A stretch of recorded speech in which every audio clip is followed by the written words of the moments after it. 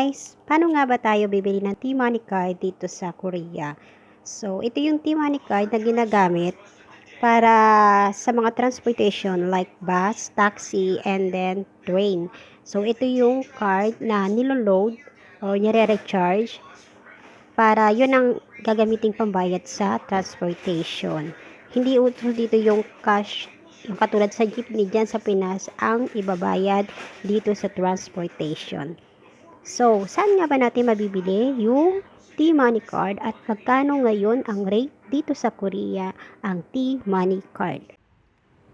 Okay, saan naman natin nabibili ang T-Money card? Ang T-Money card ay nabibili sa airport station, train station, or di kaya mas malapit kayo sa mga convenience store like 7-Eleven, GS25, and CU convenience store.